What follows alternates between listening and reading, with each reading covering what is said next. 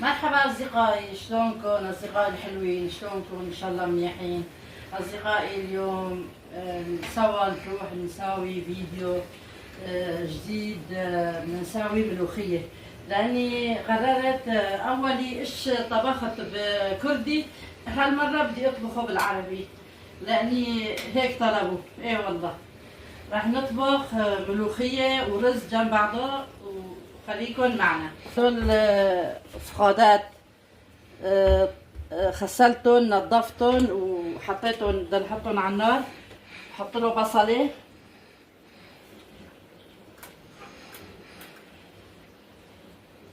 هاي شعلت الغاز، وهي بصلة راح احط لها.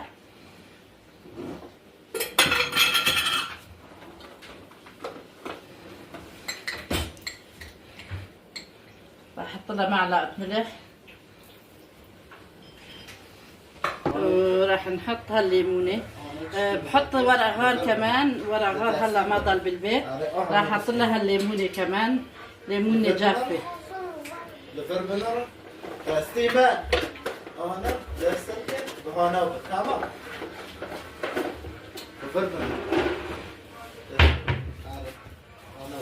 وخليكن معنا للأخير.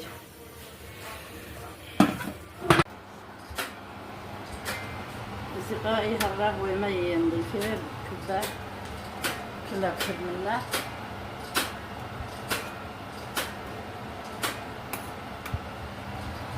هالقهوة اللي على الوجه،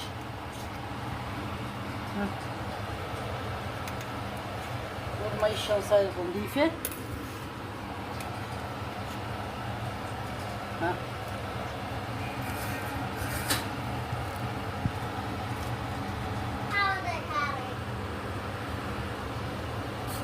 هاي راح احطها هاي فوق اللحمة عشان تستوي اوان، عشان اللحمة ما تطلع لفوق.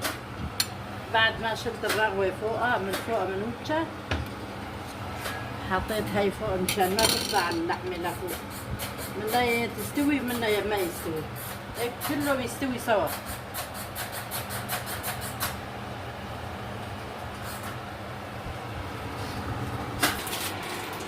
أصدقائي نسيت اشتريتها وجبتها على البيت، نقيتهم ورجعت حطيتهم بالكيس وانتم. هلا بدي فاضيهم